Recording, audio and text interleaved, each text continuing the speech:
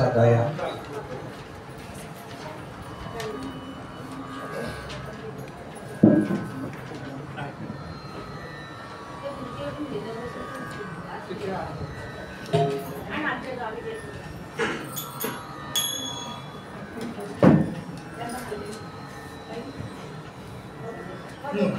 कृपया सगळ्यांनी आपापले मोबाईल सायलेंटवर ठेवावे.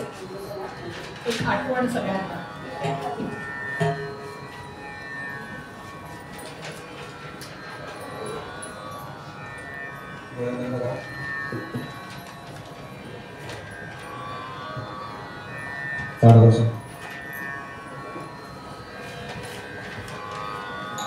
तीन वेळा सामूहिक ओंकार द्यायचा.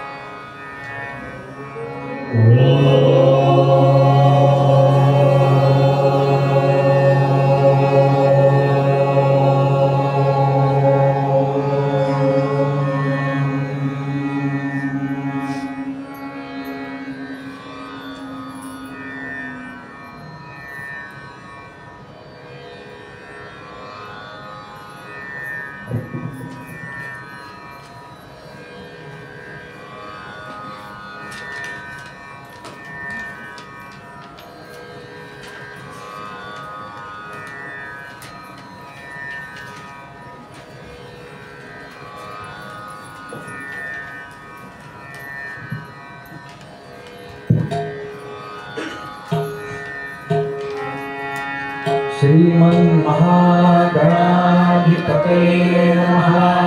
श्री सरस्वती नमः। श्री गुरुभ्यो नमः। यदा लंबोदरं हन्ति शतां प्रत्यूह संभवं तदा लम्बे दयालम्बं लंबोदरपदाम्बुजम्। शारदा शारदाम्भोजवदना वदनाम्बुजे सर्वदा सर्वदास्माकं सन्निधिं सन्निधिं प्रिया।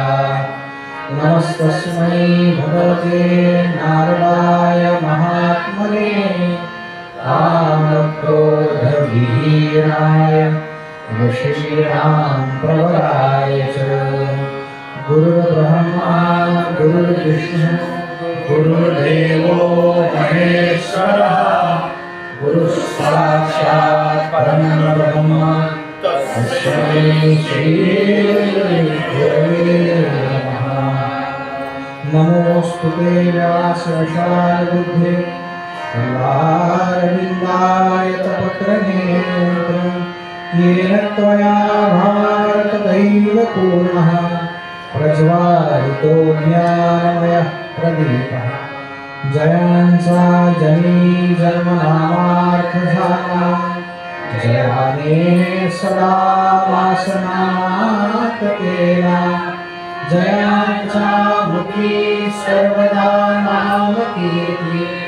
नमस्कार ब्रह्मचैतन्यमूर्ती सुखासाध्ये पूर्ण वैराग्य जाचले।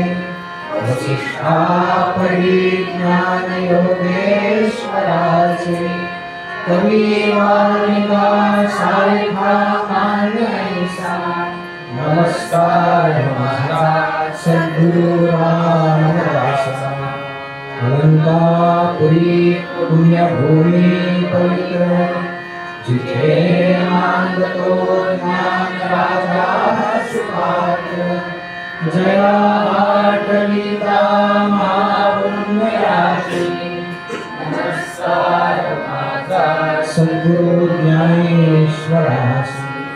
समचलन सरोजं सागरनीलाम्बुलाभं जगन्नितपाणिं मण्डलं मण्डनानां कर्णतुलसीमाला कन्धरं कञ्जनेत्रं सदयधवलहासं विठ्ठलं चिन्तयामि कैलासरमणा शिवचन्द्रमौळी फणीन्द्रनाथा भृकुटीध्यायी कारुण्यसिंहो भवदुःखहारी शम्भो भजकोणतारी मूकं करोति वाचालं पङ्गुं लङ्घयते गिरिं यत्कृपातमहं वन्दे परमानन्दमाधवम् वसुदेवसुतं देवं कौसचाणूरमर्दनं देवकी परमानन्दं कृष्णं वन्दे जगद्गुरुं कृष्णाय वासुदेवाय हरये परमात्मने प्रणतक्लेशनाशाय गोविन्दाय नमो नमः शान्ताकारं भुजगशयनं पद्मनाभं सुरेशं विश्वाधारं मेघवर्णं शुभाङ्गं लक्ष्मीकान्तं कमलनयनं योगिभिर्ध्यानगम्यं वन्दे विष्णुं भवभयहरं सर्वलोकैकनाथं। गोपाल कृष्ण भगवान की जय, गोपाल कृष्ण भगवान की जय, गोपाल कृष्ण भगवान की जय।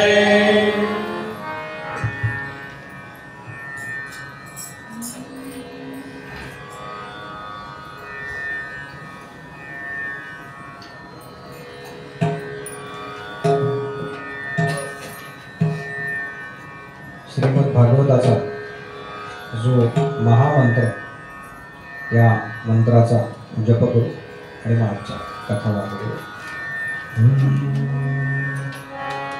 हरि ओम नमो भगवते वासुदेवाय.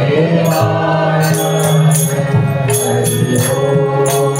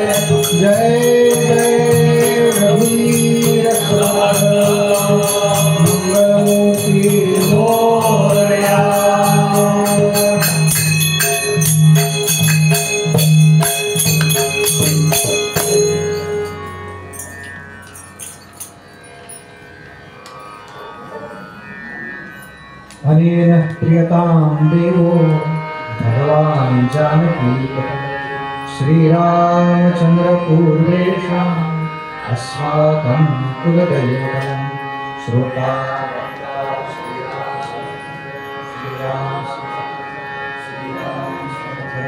जय जय रघुवीर समर्थ।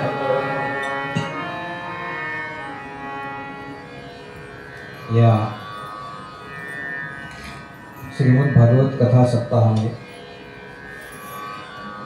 अवगाहित होण्याकरता उपस्थित सर्व श्रोते, साधक, तत्वचिंतक, नामधारक, वैदिक, याज्ञिक, कला उपासक, प्रवचनकार, कीर्तनकार, श्रीमद भागवत कथाकार अशांच्यापैकी जर कोणी उपस्थित असेल तर अशा उपस्थित सर्वांच्या हृदयस्थ परमात्म्याला वंदन करतो आणि आजच्या निरूपण भागाला सुरुवात करतो.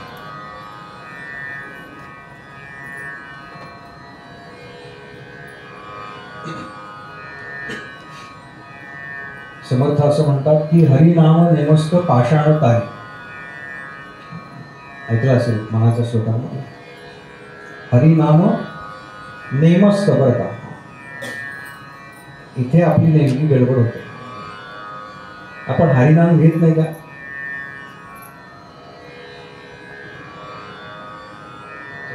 चालेल.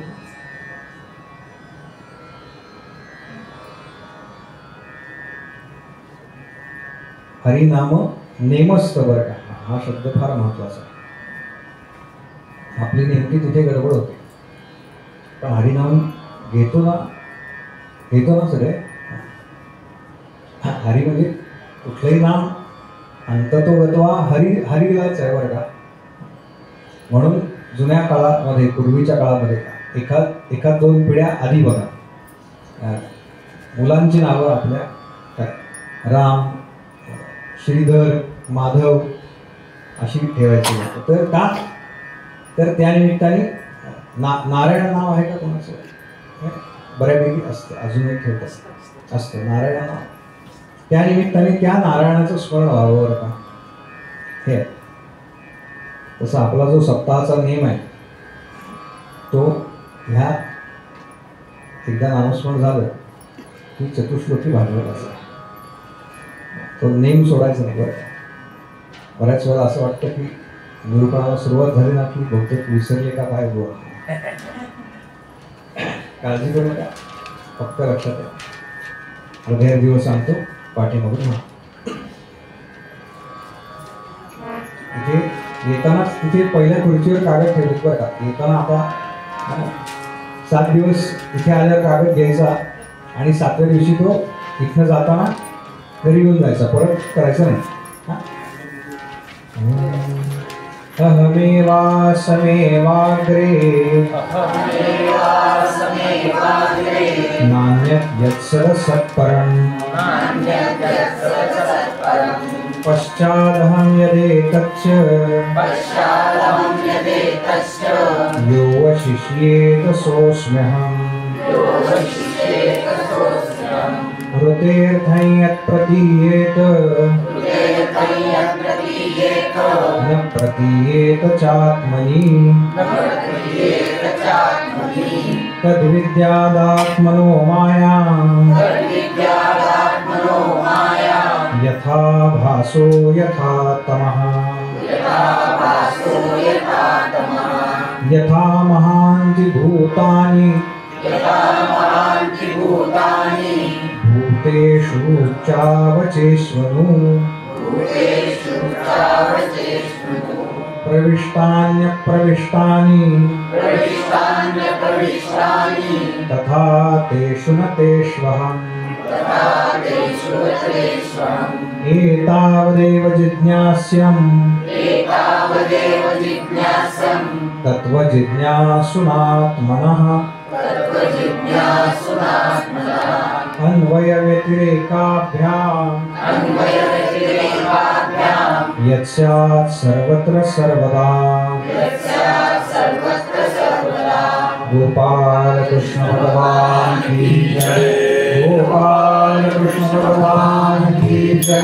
गोपाल कृष्ण भगवान की जय.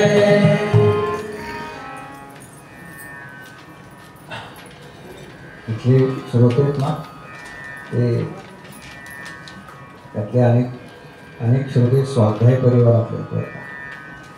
आणि श्लोक किंवा असं काही म्हणत असल्यामुळे तिसऱ्या दिवशीच तुमचा आवाज चांगला वाढला आहे, बरं का, या श्लोकात. नाहीतर माझा असा अनुभव आहे ते अगदी शेवटचे 1-2 दिवस प्रत्येकाला भीती वाटते बरं का, काही चुकलं तर. नेहमी लक्षात ठेवा, भीती कसली वाटावी बरं का आपल्याला, फार तर फार काय होईल बरोबर येईल, चुकेल याची भीती बाळगायची नाही बरं का. आपण सगळे शिकण्याकरताच इथे आलोत ना, म्हणून मी म्हणलं पहिल्या विषयी आपण एकत्र अभ्यास करणार त्या सगळ्याचा. मी तुमच्यापेक्षा 4 वेळा फक्त जास्त वाचले इतकं असेल, बाकी कदाचित ज्ञानानं समोरचा एखादाही मोठा असेल माझ्यापेक्षा. भगवंत म्हणतात की या चराचर सृष्टीच्या निर्मितीपूर्वी जे काही अस्तित्वात होतं ते मीच आहे.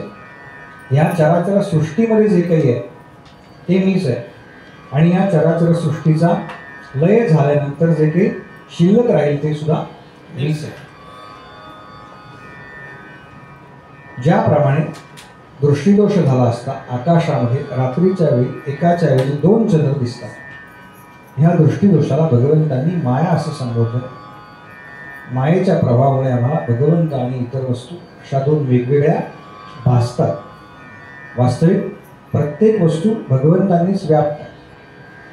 आपलं हे जे शरीर आहे ते पंचमहाभूतांनी बनलेलं आहे. पृथ्वी, आप, तेज, वायू आणि आकाश. काल मी सांगितलं आपल्या देहामध्ये पृथ्वी नावाचं तत्व अधिक आहे. आपण जो गणपती बसवतो ना, 10 दिवस जो उत्सव चालतो ना, तर ती जी मूर्ती असते ना त्याला आधी पार्थिव गणेश म्हणतात बघा, का मृत्तिकेपासून तयार केलेली असते. आता ते POP वगैरे निघालं आहे, पण ती मृत्तिकेची असते. पृथ्वी तत्व अधिक आहे त्याच्यात, म्हणून तो पार्थिव गणेश. तसं या देहातून जेव्हा चैतन्य जातं किंवा या देहाला पार्थिव म्हणण्याची पद्धत, पृथ्वीमध्ये तो आम्हाला विलीन करायचा, रक्षा होते आपल्या या सगळ्यांची. पृथ्वी, आप, तेज, वायू आणि आकाश या पंचतत्वापासून आमचा हा देह तयार झाला आहे, बनलेला आहे. या देहामध्ये आम्ही अन्न भक्षण करतो, वायू प्राशन करतो, पाणी प्राशन करतो. ज्या तत्वांपासून हा देह बनलेला आहे तीच तत्व आम्ही बाहेरून आतमध्ये घेतो. ती आमच्या आतमध्ये आधीपासूनच अस्तित्वात आहे. भगवंत हेच सांगतात, मी तुमच्या आतमध्ये आहे. पटतं का? ऐकायला फार छान वाटतं, पटलं पाहिजे बरं का. परमार्थ ऐकायला फार, आणि त्यातली एक सोपी काय आहे की फार छान सांगितलं, फार छान सांगितलं, काय कळलं काही नाही हे सांगता येतं. माझी अजून तेवढी तयारी नाही असं म्हणता येतं आपल्याला. परमार्थ शाळेत कसं मार्क असतात ना, इथे काही मार्क सिस्टीम नाही. फक्त आपल्या अंतर्यामीचे भगवंत सांगू का, पक्की कोण सांगू. एक तर तुम्हाला माहितीच आहे, जेव्हा इथे धडधड बंद होते तेव्हा कितीही जवळच असला काही नाही बरं का. एकदा डॉक्टर म्हणाले की बस, रोज जरी आपण त्याच्या शेजारी बसून जेवत असलो, आपला मुलगा असला काय किंवा वडील असले काय किंवा आई असली काय किंवा बहीण असली काय, व्यवहारामध्ये त्याला पार्थिव असंच म्हणतात. असं कोणी नाही बरं का. एक 4 दिवस राहू देत आहे असं कोणी म्हणणार. नातेवाईक लांबनं येणार आहेत बरं का, अमेरिका. डॉक्टर म्हणतात की आता फार काळ ठेवू नका, माझं तुम्हाला असं सजेशन आहे असं डॉक्टर म्हणतात. काय नातेवाईक यायचे ते येतील, पण बॉडीची आता काय उसकी हालत खराब व्हायला लागली, आतनं खराब व्हायला लागते ना. हाच देह असतो की नाही हो, हाच देह आहे ना. मग कसा काय तुम्ही समजा 2 दिवस नुसती झोपून राहिलात, होईल का खराब? म्हणतील का घरचे या तिकडे जाऊन? नाही की हिंमत नाही, लक्षात घ्या. कारण त्या तत्वाचं अधिष्ठान आहे, इथे आहे तो, इथे आहे. त्याचं जोपर्यंत दर्शन होत नाही ना तोपर्यंत हे श्लोक म्हणायचं बघा, तोपर्यंत हे श्लोक म्हणायचं. आमची पक्की खात्री बसली पाहिजे, खात्री झाली पाहिजे. आणि दुसरं अजून एक जागा सांगून ठेवतो. ही जागा सांगण्याची हीच योग्य जागा आहे. काय आता प्रसादराव पुणेकरच झालेत ना, त्यामुळे त्यांना अशा खोट्या काळात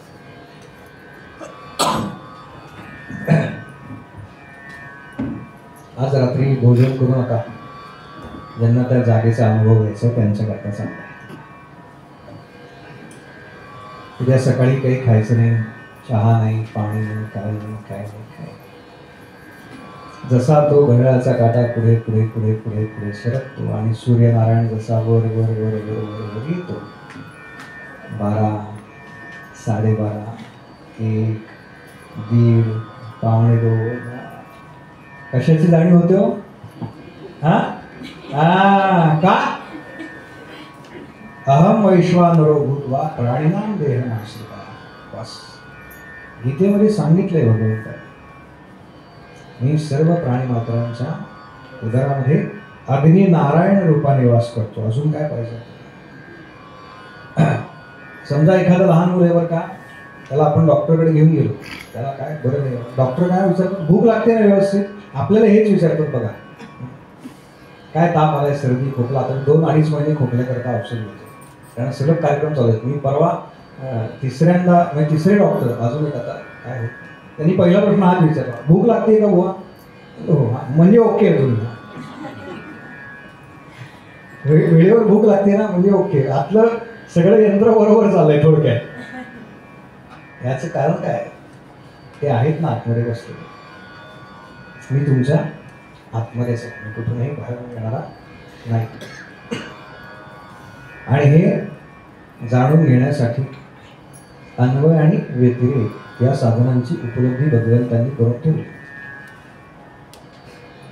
अन्वय म्हणजे एकतर त्याच्यावरती विश्वास ठेवायचा, आणि व्यतिरेक म्हणजे मी जे सांगितलं ना आता, आज जेवायचं नाही, उद्या सकाळी काही नाही, लक्ष देतं. मग ते कोणीतरी म्हणेल ते सांगितलं त्यांनी, त्याच्यापेक्षा माझा विश्वास आहे हा, पटकन जेवायला वाटा, बाकीचं जाऊ द्यायचं. आज आला व्यतिरेक बरं का, ज्यांचा विश्वास नाही ना त्यांना जरा करायला 8 दिवस तो आहे याची जाणीव होण्याकरता आमच्याकडे उपवास नावाचा विषय आहे. एकादशीला काही खायचं नाही वगैरे हे फारच वेगळ्या पातळीवर चालली आपण करतो, तसं नाही आहे. एकादशीला कीर्तन असलं ना आणि लांब असलं की पहिला प्रश्न विचारतात, म्हणजे घरापासून लांब असलं की पहिला प्रश्न विचारतात, बरं का बुवा एकादशी आहे त्या दिवशी तुम्ही काय खाणार? काय खाणार म्हणजे खायचं नाही बरं का एकादशीला. भागवतात कथा करतो आली वगैरे तर सांगितलं. असा या 4 श्लोकांचा अर्थ. हे 4 श्लोक आपल्या नित्य पाठामध्ये ठेवा. भागवताची आरती ज्यांच्याकडे देवपूजा केल्यानंतर आरत्या म्हटल्या जातात रोजच्या, मी हे नेहमी सांगतो, त्यांनी ही आरती म्हणायला सुरुवात करा. लहान मुलं असतात ना, नातवंड आपली, छान वाटतं त्यांची एकदा भागवताची आरती पाठ झाली की त्यांना काही कळत नाही पण आनंद आपल्याला होतो. तेच भगवंतांचं स्वरूप आहे. बस काय छान म्हणतो आरती. काल आपण पाहिलं की भगवंत थांबले होते ते विश्वान करतात.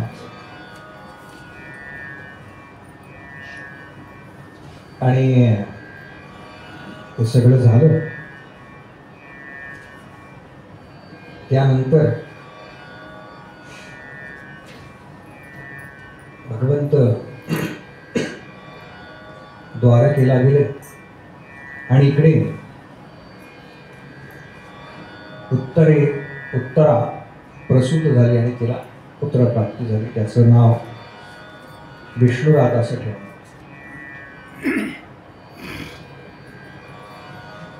आणि हा मोठा झाल्यानंतर सगळ्यांची परीक्षा घ्यायचा की तुम्ही माझं रक्षण केलं का, तुम्ही गर्भात मला जे दर्शन झालं ते तुमचं झालं का, तुमचं झालं का, तुमचं झालं का. म्हणून त्याचं नाव पडलं परीक्षित. सगळ्यांची परीक्षा घेणार. असा तो परीक्षित राजा. एक दिवस असा प्रसंग घडला आणि यानं धर्मराजांप्रमाणे राज्य केलं असावं. तर केव्हा हा गादीवर केव्हा बसला, तो कथा प्रसंग असा की भगवंतांचं निजधाम गमन झालेलं आहे आणि भगवंतांनी अशी योजना केली की पांडवांपर्यंत हे कळू नये, नाहीतर त्यांना फार दुःख होईल. म्हणून भगवंतांचं जे निजधाम गमन झालं ते काही इकडे पांडवांना कळलं नाही. अर्जुन भगवंतांना भेटण्यासाठी जेव्हा द्वारकेला गेला तेव्हा 6 महिने झाले तरी तो परत आला नाही. तेव्हा तो ज्यावेळेला आला तेव्हा ती सगळी वार्ता कळाली आणि मग धर्मराजानं त्या सगळ्याचा त्याग केला. या परीक्षिताला राजगादीवरती बसवलं आणि मग ते सगळं त्यांचं स्वर्गारोहण वगैरे हा सगळा प्रकार आपल्याला यानं धर्मराजाप्रमाणे अत्यंत चांगल्या पद्धतीने राज्य केलं. आणि एक दिवस हा परीक्षित राजा आपल्या रथामध्ये बसून नगरामध्ये काय काय चाललंय, आपल्या नगरात सगळं बरं चाललेलं आहे ना, सगळ्यांना सरकारी योजना मिळतात ना, थोडक्यात हे पाहण्याकरता म्हणून फिरतोय बरं का. असं राजानं अधूनमधून फिरलं पाहिजे बरं का. आपापल्या नगरसेवकांना आपल्या वॉर्डमध्ये फिरलं पाहिजे. त्याच्यापेक्षा काय, जो वरचा आहे आमदार खासदार त्यांनी त्या भागात फिरलं पाहिजे. मुख्यमंत्री आहे त्यानं सगळ्या राज्यात फिरलं पाहिजे बरं का. फेसबुकवरनं कसं काय राज्य चालेल, फेसबुक लाईव्ह म्हणणं तर काही होणारच नाही. फिरलं पाहिजे ना. म्हणून आमचे पंतप्रधान सारखे फिरत आहेत बरं का. कोणाला वाटेल की काय आपले परदेश दौरे करतायत, त्याचं कारण वेगळं आहे. काय 13-14 देशांनी त्यांना सर्वोच्च, त्यांच्या देशाचा सर्वोच्च किताब दिलाय बरं का. भाग्याची गोष्ट आहे आपल्या सगळ्यांची.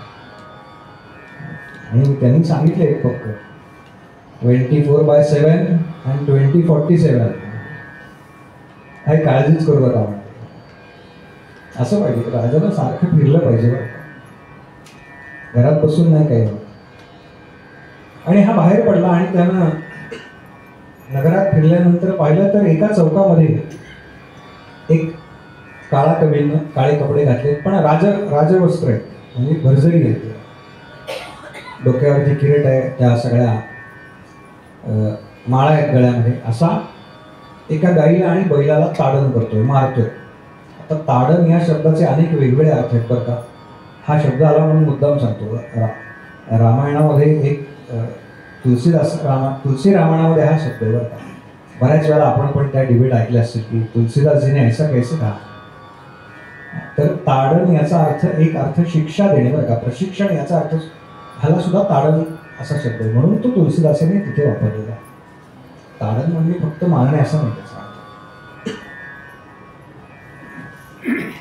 आणि यानं बघितलं की हा, आता आपल्या सगळ्यांना माहिती आहे, आपल्या पुराणांमध्ये ज्या कथा आहेत त्यात गाय हे पृथ्वीचं प्रतीक आहे आणि बैल हे धर्माचं प्रतीक आहे. या दोघांना तो त्रास देतो, मारतोय असा उल्लेख. हा परीक्षित राजा रथातून उतरला आणि त्या पुरुषाला मारण्याकरता म्हणून त्याने आपली तलवार उपसली, खड्ग उपसलं. तेव्हा त्यानं काय केलं, पटकन जाऊन त्याचे पाय पकडले परीक्षित राजाचे आणि म्हणाला, महाराज मला मारू नका, महाराज तुम्ही मला मारू नका, माझ्यावरती दया करा. परीक्षित म्हणला, कोण आहेस तू? तो म्हणला, मी कली आहे, हे माझं युग आहे. राजा परीक्षित म्हणला, हे तुझं युग जरी असलं ना तरी हे माझं राज्य आहे, तुला माझ्या राज्यात राहता येणार नाही. कली हसला बरं का मनात. कली म्हणला, तुमचं राज्य ते किती, सध्याचं दिल्ली जेवढं आहे ना, त्या दिल्लीच्या जवळच बरं का हस्तिनापूर वगैरे, तेवढं राज्य. किंवा फार तर फार म्हणाले, हा भारतवर्ष, तुमचं राज्य किती पसरलंय, या संपूर्ण भारतवर्षावरती पसरलंय, असं आपण गृहीत धरूया. हे सगळं चाललंय कलीच्या मनामध्ये बरं का. आणि माझं राज्य किती आहे? म्हणाले पुढची 4,32,000 वर्ष माझं राज्य. हे जे कलियुग आहे ना, त्या कलियुगाचे 4,32,000 वर्ष आहेत बरं का. कलियुगाच्या दुप्पट द्वापार युग, त्याच्या दुप्पट म्हणजे कलियुगाच्या तिप्पट त्रेतायुग आणि कलियुगाच्या चौपट कृतयुग म्हणजे सत्ययुग, अशी युगांची कालगणना आहे. म्हटलं तुमचं आयुष्य किती? जेमतेम 100 वर्ष. कलियुगातलं आयुष्य किती आहे? 100 वर्ष आहे. फार तर अगदी एखादाच 105, 113 वगैरे काय काय आपण वाचतो सगळ्यात. 100 वर्ष. माझं आयुष्य किती आहे? 4,32,000 वर्ष. तुम्ही काय मला सांगताय मला राज्यात राहताय? मनात आणलं तरी मी आत्ता तुम्हाला उचलू शकतो. पण कली सावध आहे ना. कली सावध कशा करताय? आपण सावध असतो बरं का. बँकेत किती साठले? फार खर्च तर नाही ना होणार? शिल्लक तर पडेल ना? एक कटू सत्य सांगू का तुम्हाला? बघा, नंतर पटेल तुम्हाला, आत्ता लगेच नाही पडणार. आपण जेवढे खर्च करतो ना तेवढेच पैसे फक्त आपले असतात बरं का. जे शिल्लक ठेवतो ना बँकेत, इन्व्हेस्ट करतो ना, ते आपल्या पुढच्या पिढ्यांचे असतात. लक्षात ठेवा. याचा अर्थ काय सगळे खर्च करा असं नाहीये, मतीचा अर्थ लक्षात घ्या.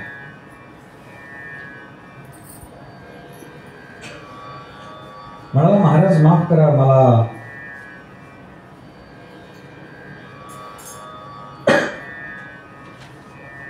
पण हे सगळं युग माझं आहे. तेव्हा मला तर तुम्ही तुमच्या राज्यातून काढू शकणार नाही. मला असं करा, तुम्ही मला काही जागा द्या ज्या ठिकाणी मी राहू शकेन, वास करू शकेन. म्हणून त्या कलीची विनंती राजानं मान्य केली, कारण तो शरण आला होता बरं का. भक्तिदेवीनं हा प्रश्न विचारलाय की कलीनं त्याच ठिकाणी का नाही मारलं? तर तो राजाला शरण आला होता. आणि कलियुगाचा दुसरा फायदा हा आहे की श्लोक आहे भागवतामध्ये, ऋतये ध्यायदे विष्णू त्रेतायाम यजतो मखैः द्वापरे परिचर्यायाम कलौतत हरिकीर्तना. हरिकीर्तन, नाम संकीर्तन, गुण संकीर्तन, लीला संकीर्तन, 3 प्रकार आहेत संकीर्तनाचे. यातल्या कोणत्याही प्रकारानं भगवंतांची प्राप्ती फक्त आणि फक्त कलियुगामध्येच करता येते. इतर 3 युगामध्ये ही संधी नाही. आणि अत्यंत सोपं आहे बरं का. फक्त आपण जे गुणसंकीर्तन, लीला संकीर्तन, नाम संकीर्तन करतो ना, ते कसं करायचंय?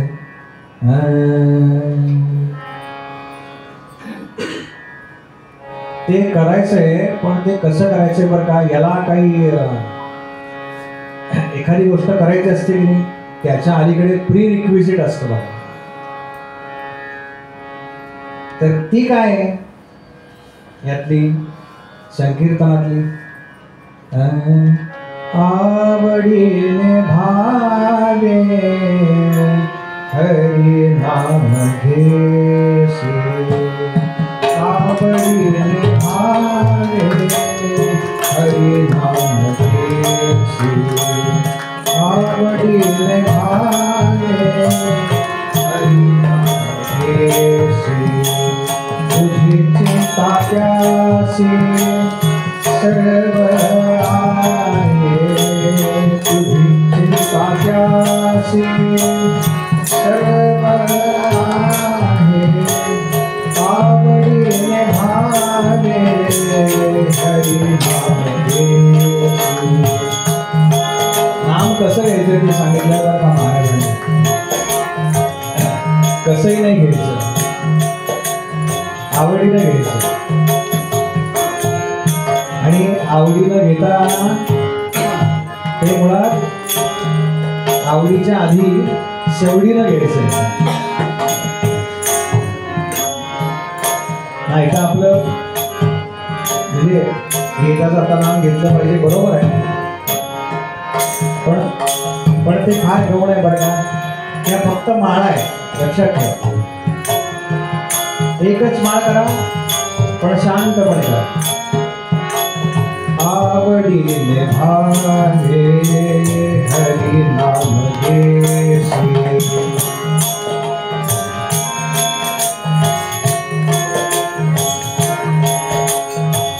तुझी चिंता त्यासी सर्व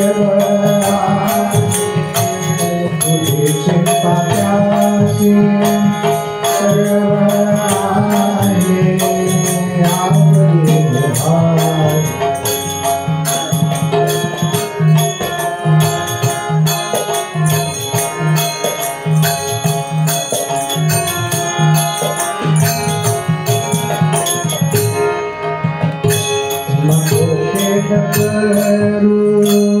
कोणत्या गोष्टींचा नको खेद करू, कोणत्या गोष्टींचा पती लक्ष्मीचा जाण कसे, पती लक्ष्मीचा जाण कसे.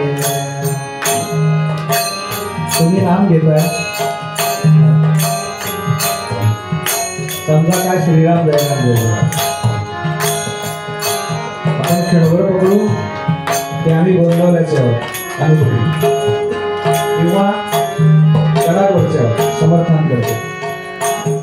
तुम्ही नाम घेताय, माळा मोजताय. मला सांगा, तुम्हाला जास्त कळतं का समर्थांना आणि महाराजांना जास्त कळतं? ते करतील ना, तुम्ही नका मोजू बरं का. अनेकांना ते किती झालं ना, किती लक्ष जप झाला याच्यातच जास्त रस आहे बरं का. जपात किती लक्ष याच्यात रस ते पाहिजे बरं का. पती लक्ष्मीचा जाणत असे, माहितीये त्याला. महाराजांकडे महाराजांचे एक सहकारी, त्यांच्या मातोश्री आजारी पडले आणि त्यांनी सांगितलं महाराजांना, महाराज असं असं माझ्या मातोश्री आजारी पडले. महाराज म्हणले काही काळजी करू नकोस, रामनामाचा जप कर, 1 कोटी रामनामाचा जप कर. तो म्हणाला, महाराज कसं शक्य आहे मला 1 कोटी रामनामाचा जप, मी कायम तुमच्या सेवेत असतो, तुम्ही जिकडे जाल तिकडे असतो. महाराज म्हणले काही काळजी करू नकोस, मी करतो तुझ्याकडे. याला वाटलं बरं का महाराजांनी सांगितलंय विसरून पण जातील 8-10 दिवसांनी. 1-2 महिने झाले बरं का. आणि 2 महिन्यांनी महाराजांनी त्याला सांगितलं, घरी जाऊन बघ म्हणाले, आता तुझ्या मातोश्री बऱ्या झाल्या असतील, कारण माझा जप पूर्ण झाला. त्याला प्रश्न पडला, गेल्या 2 महिन्यात मी महाराजांना 1 मिनिटभर सुद्धा सोडलं नाहीये, तर महाराजांचा जप कसा काय पूर्ण झाला 2 कोटी? जप माळेवर नसतो बरं का, जप इथे पाहिजे. काय केलं, जन्मभरीच्या श्वासा इतके मोजिले हरिनाम दास. आवडीने भावे हरिनाम घेसी. आणि काय करतो तो, सकल जीवांचा करीतो सांभाळ, सकल जीवांचा करीतो सांभाळ. तुझ मोकलील ऐसे नाही, तुझ मोकलील ऐसे नाही. जैसी स्थिती आहे तैसा परी आहे, जैसी स्थिती आहे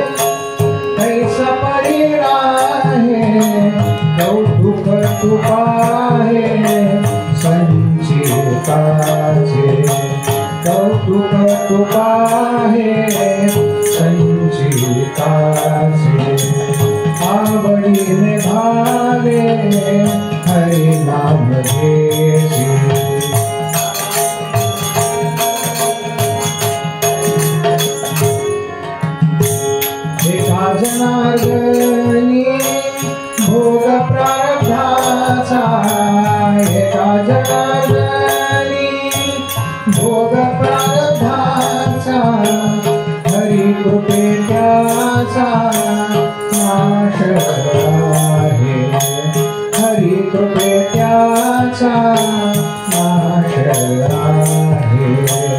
आवडीने भावे हरी नाम घेसी, हरी नाम घेसी, हरी नाम घेसी. ते नाम फक्त आवडीनं आणि सवडीनं घेतलं पाहिजे बरं का. नाहीतर माळ फिरतीये आणि आपलं लक्ष कुकरच्या शिट्ट्या किती झाल्या याच्याकडे, काही उपयोग नाही बरं का.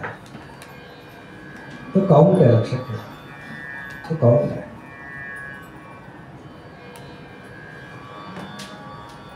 आणि या कलीला परीक्षित राजाने 4 जागा दिल्या.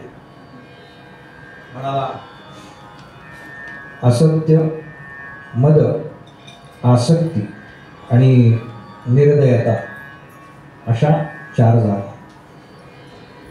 म्हणजे मारामारी, भांडणं, द्यूत आणि मद्यपान अशा 4 जागा दिल्या. कली हुशार आहे बरं का, आहे की नाही हुशार? आपण जसे हुशार आहोत ना तसंच तो कली आहे बरं का. त्याच्याच युगात होत ना आपण. त्याच्यामुळे तो म्हणाला महाराज या सगळ्या ज्या जागा आहेत ना त्या चांगल्या नाही, वाईट आहे. एक तरी चांगली जागा द्या, छान अशी म्हणाले, चम चम चम चम चमकणारी, पॉलिश. हल्ली सगळं पॉलिश चालू बरं का. तांदूळ पॉलिशचा, ज्वारी पॉलिशची, काय गहू पॉलिश, जेएम फूड बाहेर आणणाऱ्यांना, जेनेटिकली मॉडिफाईड. सत्व काही नाही बरं का, फक्त ते पुठ्ठाचं एका अर्थाने तेच खातोय आपण. म्हणून एक काहीतरी अशी जागा द्या ज्याच्याकडे सगळेजण आकर्षिले जातील बरं का. मग म्हणाले तुला अजून एक जागा देतो, ते म्हणजे कांचन, सोनं दिलं बरं का. पण कोणतं सोनं? जे सोनं जीएसटी चुकून आपण आणलेलं आहे ते. चांगल्या पद्धतीनं व्यवहार करून शुद्ध आचरणानं योग्य पावतीवरती घेतलेलं सोनं, त्याच्यामध्ये कलीचा वास नाही, काही काळजी करू नका. आणि जर आपण म्हणजे आपण कोणी नाही त्यातले, पण सांगतोय अशा पद्धतीनं जर जमा केला असेल तर त्याच्यामुळे तुमच्या पुढच्या पिढ्यांना ते सगळं भोगावं लागणार आहे. आपण काय 5-50 वर्ष आता पाहतो, काहींची 5, काहींची 50. पण हे असं जमा केलेलं आहे ना, ते पुढच्या पिढ्यांना भोगावं लागणार. परीक्षिताला सुद्धा त्यानं जमा केलेलं भोगावं लागलंच नाही आहे. गंमत तीच आहे बरं का. आधीच्या पिढ्यांनी जर काही गडबड केल्या असतील ना तर त्याच भोगायला लागतात पुढच्या पिढ्यांना.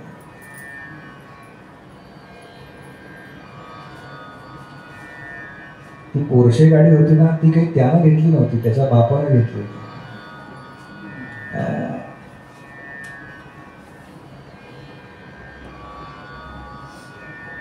क्रियमाण कर्म, प्रारब्ध कर्म आणि संचित कर्म.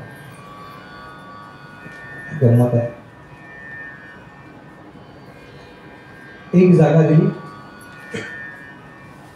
कांचन, अवैध मार्गाने आणलेलं सोनं, याच्यामध्ये कलीचा वास आहे. झालं. आणि त्यांनी क्षमा वगैरे मागितली, तो निघून गेला. यानं पुन्हा काय धर्माचे एका पायावरती उभा होता धर्म, त्याचे पुन्हा 3 उरलेले पाय जोडले. पुराणातली कथा आहे त्यामुळे फार त्या कसे जोडले वगैरे अशा ह्याच्यात जायचं. आणि आपल्या राज्यामध्ये परत आला. बरीच वर्ष मध्ये गेली बरं का, काही काळ मध्ये गेलेलं आहे. आणि एक दिवस त्याला असं वाटलं की आपल्या कोशागारामध्ये काय काय आहे हे पाहावं. कोशागार म्हणजे लॉकर, बँकेत असतं की नाही आपलं. मोठा मुलगा मोठी मुलगी यांचं नाव लावून घ्या बरं का आता लॉकरला. आपल्याला फार सवय असते बरं का किल्ल्या आपल्याकडे ठेवायची. भागवत ऐकल्यावरती तरी लक्षात घ्या, कोणाला तरी लावा आता. फार नंतर अवघड होतो. बँकेत ऐका कोणी किंवा रिटायर्ड झाले बँकेतनं, तुम्ही सांगू शकता किती अवघड असतं की नाही हो. नॉमिनी तर आवश्यकच आहे आता, पण मी तर म्हणतो की ते नाव लावूनच घ्या. असू दे, काही काळजी करू नका, काही करणार नाही. जॉईंट हां बसा फक्त, त्याला ऐकायचंय. काही काळजी करू नका. ते कोर्टामधनं काय समजा नाव नसेल ना मुलांचं मुलींचं तर काय कोर्टात सक्सेशन म्हणतात. मला माहिती नाही सगळं. भागवतकाराने सगळा अभ्यास करायला पाहिजे बरं का, समग्र अभ्यास करायला पाहिजे. सक्सेशन आणावं लागतं. असू दे, काही करू नका. हा त्याचं बहुतेक लॉकरवर नाव नसणार मागचं.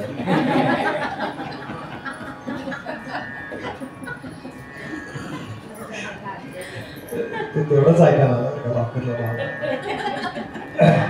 या जन्मात पुण्य करू म्हणलं असेल, आता पुढचा मनुष्याचा आला एवढा ऐकून गेला तो बरोबर.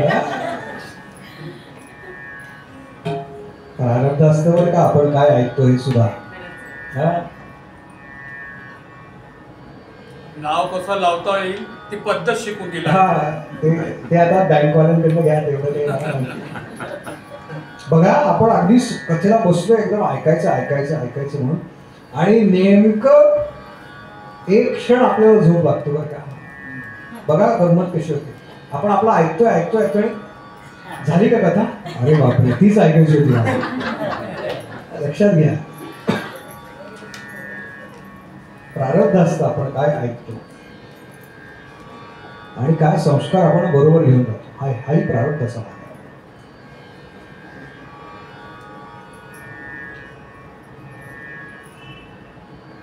एक आपलं जसं एक छोटं लॉकर असतं ना, तसं त्याची अनेक दालनं होती. आपल्याला फार वाटतं 10 ग्रॅम घेतलं काही. परवाची बातमी आहे, मला कळलेली, तुम्ही ऐकली तर चाटच पडा. 1000 बरोबर, 1000 किलो असं तर तोच आकडा सांगितला नाही. 1 टन म्हणजे 1000 किलो बरं का. परवा एकाने मुंबईच्या सरळ बाजारामध्ये एक्सचेंज करून घेतलं. कुणी घेतलं हे नाव फक्त विचारू नका, शोधण्यास अधिक सांगणे न लगे. आणि ते त्यानं कधी घेतलं होतं हेही मला माहिती आहे. ते 8 मार्चला उभे राहिले ना, मेरे प्यारे देशवासियों, आज रात 12 बजे से 8 मार्च का 16 मार्च नोटबंदी झाली की नाही. 8 नोव्हेंबर ते 8 मार्च आता मार्च चालू, 8 नोव्हेंबर त्या दरम्यान घेतलंय बरं का. कोणी घेतलं तुम्हाला कळलं आता.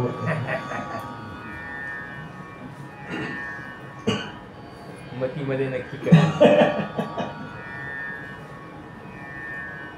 हा गेला एक दालनं उघडतो. काय एक रत्न तो, हिरे माणिक पाचू पोवळ मोती, बरा एक पाहतोय. आणि अचानक नजर त्याची गेली असं उंचावरती एक पेटी ठेवली होती बरं का, आणि त्याला कुलूप होत. कलियुगाच्या सुरुवातीला कुलुपाचा शोध आहे बरं का. महाभारतात त्याचा उल्लेख आहे, किंवा महाभारतात नसेल किंवा असेल एखाद्या कथेमध्ये, मला आठवत नाही. पण कलियुगाची सुरुवात झाली त्याच्या थोडा काही काळ आधी, हे पुढचं जेव्हा युग सुरू होतं त्याच्या 10 वर्ष आधी त्याचे चिन्ह दिसायला लागतात. तेव्हा कुलूप नावाच्या वस्तू जी आहे ना आपल्याकडे, त्याचा शोध तिथे लागला. त्यानं बघितलं की एक पेटी आहे, त्याला कुलूप लावलंय. आपल्या सेवकाला म्हणाला ती पेटी काढ, त्याची कुलूप काढा, उघडा काय आहे त्यात बघू. सेवक म्हणाला महाराज धर्मराजांनी सांगितलं की या पेटीचं कुलूप कधीही काढायचं नाही. तो म्हणाला सध्या गादीवरती कोण आहे? सध्या गादीवरती कोण आहे त्याचंच ऐकायला लागतं. म्हणाले मी सांगतो उघड. उघडलं बरं का, तर त्याच्यामध्ये रत्नजडित मुकुट ठेवला. आणि त्यानं बघितलं बरं का, आपला मुकुट काढला. म्हणाला मी परिधान केलाय ना त्याच्यापेक्षा अधिक रत्न याच्यात बसवलेली आहे.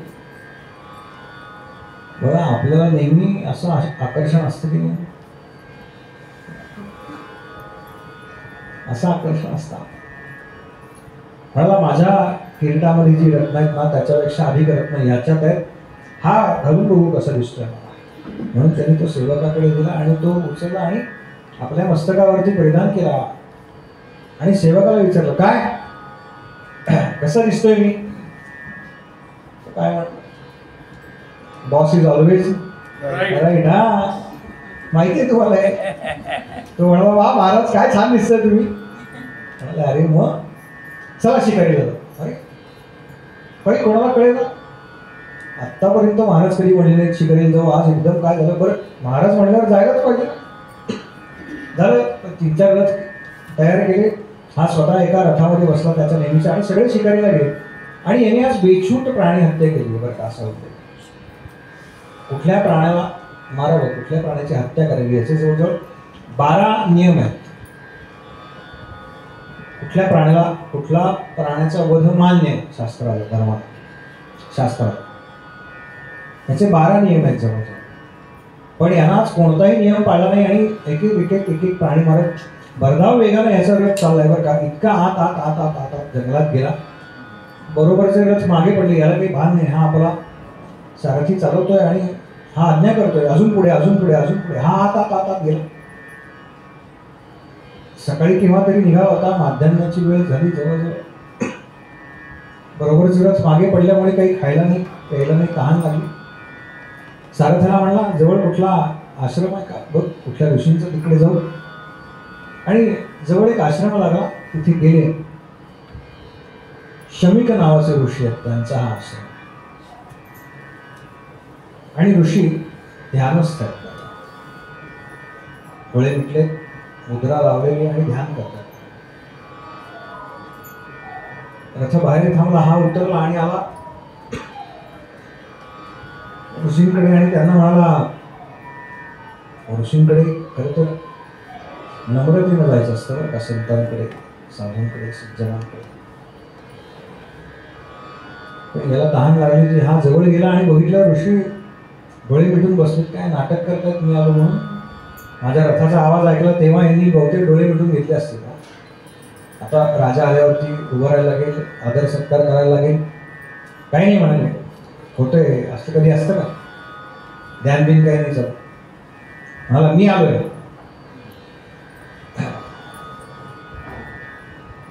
ऋषी ध्यानात आहेत बरं का, त्यांना काय राजा आलेलाही कळला नाही.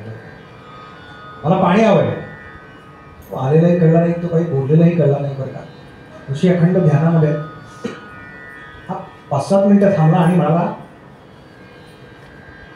माझ्या जीवावरती यांचे आश्रम चालतायत बरं का. राजाश्रयावरती त्या काळात सगळे ऋषी राहायचे, पण म्हणून ते काही लाचार नव्हते बरं का. ज्यावेळेला विश्वामित्र आले आणि दशरथ राजा म्हणाला की मी तुम्हाला नाही देऊ शकत, तुम्ही प्रभू रामचंद्रांना माझ्या रामाला मागितले पण मी देऊ शकत नाही. तेव्हा गुरुदेवांनी सांगितलं बरं का, दशरथा तू हे चूक करतोस, तू वचन दिलेस. गुरूंचा तेवढा अधिकार होता, त्या ऋषींचा तेवढा अधिकार होता बरं का. याचं कारण ते की राजसत्तेपुढे लाचार नव्हते. फार अवघड असतं बरं का लाचार नसणं.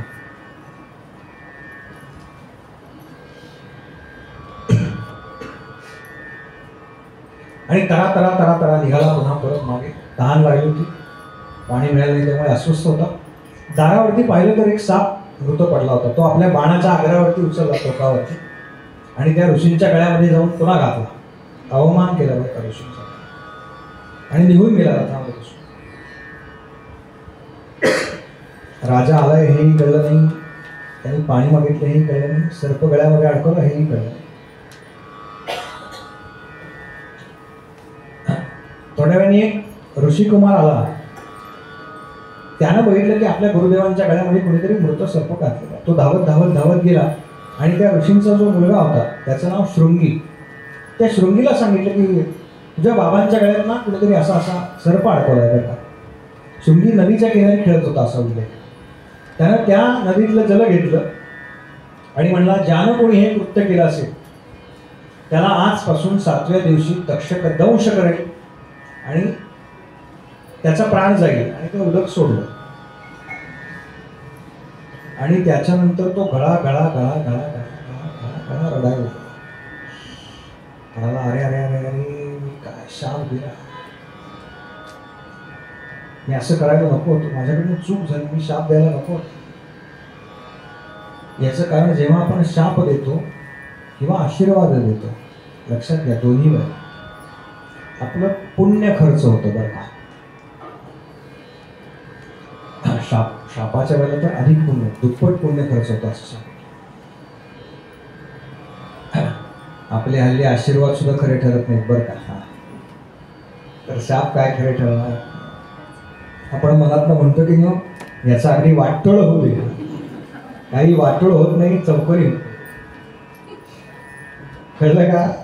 याचं कारण आपलं तेवढं तेज राहिलेलं नाही, आपलं तेवढं पुण्य नाही. बँकेतच काही नाही तर खर्च कुठं होणार. म्हणून अखंड नामस्मरण करावं का, जमवायला सुरुवात करा आता. काय काय गोष्टी बरोबर येतात माहिती आहे का जाताना. क्या करू यारो कफन को जेब नाही होती, असं काहीतरी तो शेर आहे. आधीचं माहिती नाही पण आम्हाला संस्कृतातलं माहिती आहे काय काय येतं बरोबर. धनानी भूमौ पशवश्च गोष्ठे भार्या गृहद्वारी जनस्मशाने. पूर्वीचं आहे बरं का. धनानी भूमौ, त्यावेळेला बँका नव्हत्या, जे बँकवाले त्यांच्याकडे, तेव्हा ते धन जमीन आज सुद्धा सापडतं की नाही उत्खननामध्ये. काय 400 वर्षापूर्वी छावा चित्रपटानंतर कुठेतरी ती बातमी वाचली, काय तो किल्ला सगळ्यांनी खड्डे खणायला सुरुवात केली. एवढे कष्ट जर स्वतःच्या प्रगती करता घेतले तर अधिक फळ मिळेल ना त्याचं. ते आयतं धन काय काय कामाचं. धनानी भूमौ, जमिनीमध्ये धन. पशवश्च गोष्ठे, पशुधन दारा गोठ्यामध्ये. आपण जाताना काय बरोबर येतं हे चाललंय बरं का. आपल्या काय चाललंय हे लक्षात ठेवायचं. भार्या गृहद्वारी, भार्या म्हणजे पत्नी. कुठपर्यंत येते. गृहद्वारी उंबरठा, म्हणून तिला जी दारापर्यंत येते म्हणून तिला एक नाव दारा असं आहे बरं का. दरवाजापर्यंत जिची साथ आहे. मग जो आपण सांभाळतो ना अगदी छान छान कपडे घालून, काय सोमवारी अमुक रंग, मंगळवारी तमुक, बुधवारी तमुक, जरा चांगलं दिसावं म्हणून इस्त्री पाहिजेच. फार असतं बरं का कडक बुवांचं.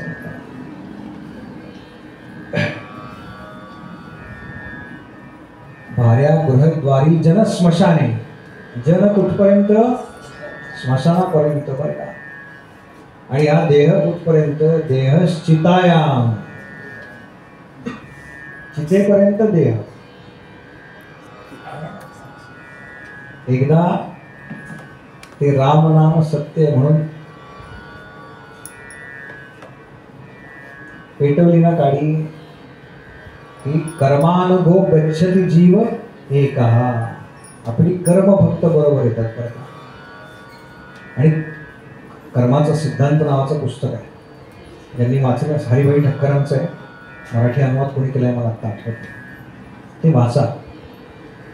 कर्माच्या गणितामध्ये वजाबाकी नाही. नाही का बाकी सगळ्या गणितामध्ये बेरीज आहे तशी वजाबाकी आहे. कर्माच्या गणितामध्ये वजाबाकी नाही. म्हणजे असं नाही की 4 चांगली कामं केली आणि 3 वाईट केली तर ते बॅलन्स होतील आणि मग एक चांगलं भोगायला लागेल, असं नाही. त्या 4हीचंही फळ भोगायला लागेल आणि ते 3 जी वाईट केली ना त्याचंही फळ भोगावं लागेल. दैव जात दुःखे भरता दोष ना कोणाचा, पराधीन आहे जगती पुत्र बाळाचा. त्यामुळे ते भोगावंच लागणार, लक्षात ठेवा. आणि हेच आता ह्या राजाचं झालं बघा. काही घटना का अशा घडतात याची जेव्हा पत्रिका बनवली ना, जातक कर्म ज्याला म्हणतात, त्यावेळेला ज्योतिषाने सांगितलं बरं का, हा अत्यंत चांगलं राज्य करेल पण याला मृत्यू सर्पदंशाने येईल आणि तो काळ आता जवळ आला. हा एका ऋषींचा अवमान करेल त्यामुळे त्याला शाप मिळेल आणि सर्पदंशाने याचा मृत्यू येईल. तो आला रडत रडत रडत आपल्या वडिलांकडे. वडिलांना सांगितलं की तोपर्यंत तो आलेलाही कळला नाही बरं का ऋषींना. ऋषी त्यावेळेला ध्यानात होते. ते जेव्हा ध्यानातून स्थानावरती आले तेव्हा त्यांनी बघितलं की गळ्यात काहीतरी सरपाड पडलाय. त्यांनी तो काढून बाजूला टाकला. आपला मुलगा रडतोय, त्याला जवळ घेतलं. काय रे बाळा, काय झालं? म्हणाला असं असं झालं, माझ्याकडनं शापावाणी उच्चारली. अरे अरे म्हणजे फार वाईट झालं, असं करू नये बाळा. एक काम कर, तू ज्याला शाप दिलास त्याला जाऊन सांग बरं का की माझ्याकडनं असं असं झालं. तो म्हणाला बाबा मी कोणाला शाप दिला हेच मला माहिती नाही. हे तर अजूनच वाईट आहे. मग पुन्हा त्यांनी ध्यान लावलं बरं का आणि ध्यानात पाहिलं की कोण आलं होतं. तेव्हा त्यांना कळलं की राजा परीक्षित आला. ते म्हणले बाळा असं असं राजा परीक्षिताला शाप दिलास, त्याला जाऊन सांग. या दरम्यान जेव्हा परीक्षित आपल्या महालामध्ये परत आला आणि त्यानं जेव्हा आपल्या डोक्यावरचा तो किरीट बाजूला काढून ठेवला तेव्हा त्याच्या लक्षात आलं, अरे मी आज असा कसा काय वागलो? मी आतापर्यंत कधी कोणाचा अवमान केला नव्हता, कधी कोणाला काही बोललो नाही, कधी शिकार केली नाही. मग हे आज असं नेमकं काय घडलं? तर घडलं असं होतं की तो जो किरीट होता तो जरासंधाचा होता. आणि भीमाचं आणि जरासंधाचं जेव्हा युद्ध झालं त्यात जरासंध मारला गेला. तुला कथा माहिती आहे. पण आता राजा मारला गेल्यावरती त्याचं सगळं जे राज्य आहे ते जो जिंकलेला राजा आहे त्याचं होतं. पण जरासंधाच्या पुत्रानं विरोध केला असा उल्लेख आहे. तो मुकुट नेण्याकरता म्हणजे एका अर्थानं ते अवैध मार्गाने आलेलं सोनं आहे आणि त्या अवैध मार्गाने आलेल्या कांचनामध्ये कलीचा वास. कलीनं काय केलं, त्या किरीटावाटे राजाच्या बुद्धीत प्रवेश केला. आपण म्हणतो की नाही हो, सगळं चांगलं चाललं होतं पण काय याची बुद्धी फिरली, काय याची मती फिरली आणि हा असं वागायला लागला. सगळं चांगलं चाललं. हा कलीचा महिमा आहे बरं का. कधी कधी बुद्धी फिरवायला सांगता येतं. सावध असलं पाहिजे काय. हा ऋषी कुमार आला. राजाला त्यानं सांगितलं बरं का महाराज असं असं माझ्याकडनं झालंय, शापवाणी उच्चारले. त्या क्षणाला त्यानं सगळ्या राज्याचा त्याग केला असा उल्लेख आहे. आणि आजपासून 7व्या दिवशी तुम्हाला मरण येणार आहे तक्षकाचा.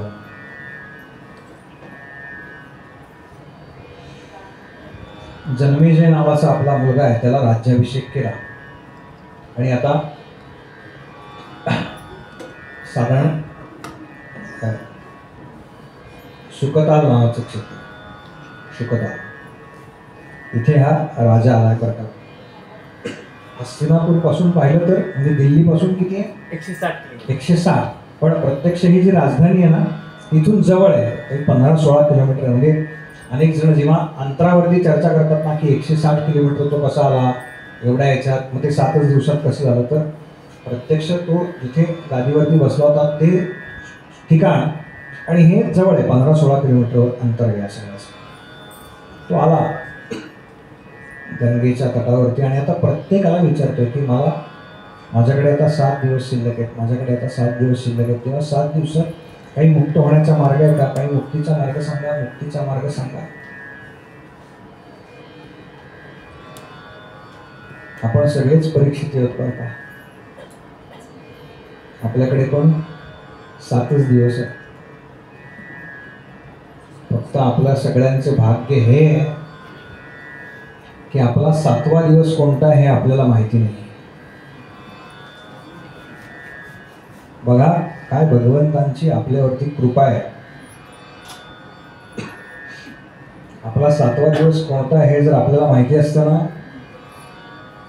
इथे जर शिक्का असता ना आपला एक्सपायरी डेटचा, काय हाल झाला असते की नाही. सासूबाई खॉक खॉक खॉक खॉक खोकतायत इतक्या की शेजारचे कंटाळले,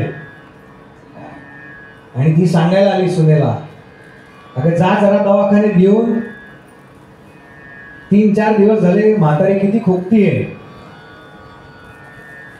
सुनबाई काय म्हणाले असते आपल्या, एवढ्यात काही जात नाही, 2030चा शिक्का आहे म्हणाले असते की नाही. बघा सावध व्हा, वेळीच सावध व्हा. हे गादीवर बसलेल्याचं काम हेच आहे बरं का, सावध करणं, अखंड सावध व्हा. आपला 7वा दिवस कुठला हे आपल्याला माहिती नाही ना, ही कृपा आहे बरं का त्याची. पण सांगू का तुम्हाला कोणते 7 दिवस आहेत आपल्याकडे. कोणाचा सोमवार आहे, कोणाचा मंगळवार, कोणाचा बुधवार, कोणाचा गुरुवार, कोणाचा शुक्रवार, कोणाचा शनिवार, आणि ज्यांना जास्त गर्दी हवी असेल त्यांच्याकरता रविवार. सुट्ट्यात एक लक्षात घ्या, समाज प्रचंड स्वार्थी असतो. आपण गेल्यानंतरही 13व्याला येतात ना, भाजीत जरा मीठ कमीच होतो नाही.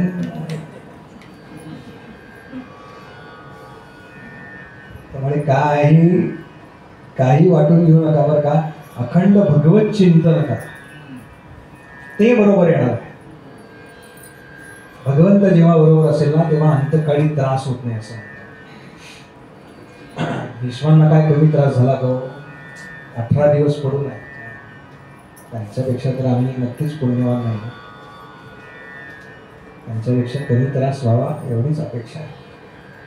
तेव्हा अखंड चिंतन करा, नामस्मरण करा, जेवढं अधिक शक्य तेवढं करा.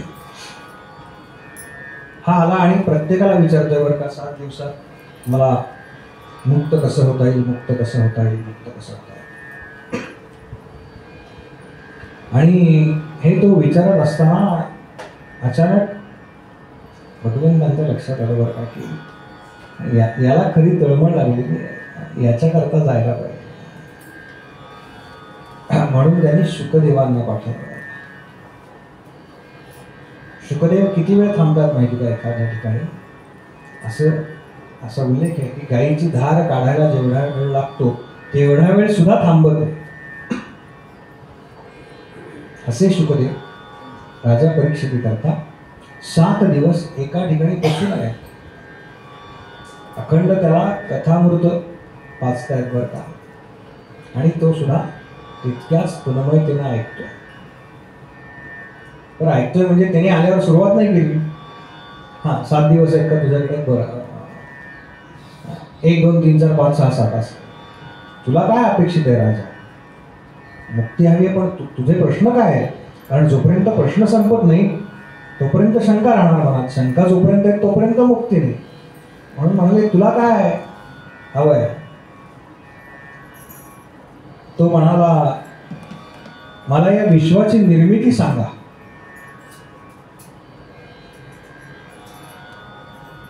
खरं तर 7 दिवस आहेत बरं का त्याच्याकडे. विश्वाची निर्मिती कशाला विचारायची की नाही त्यांनी. पण बघा हे ब्रह्मांड कसं उत्पन्न झालं हे मला सांगा. आणि शुकदेवांनी सांगायला सुरुवात केली, राजा ते ईश नावाचं तत्व एकच होतं बरं का, आणि त्याला असं वाटलं की आपण बहु व्हावं, आणि तो बहु कसा झाला हे 5 मिनिटाच्या विश्रांतीनंतर सांगणार आहे तुला. गोपाल कृष्ण भगवान की जय, गोपाल कृष्ण भगवान की जय, गोपाल कृष्ण भगवान की जय.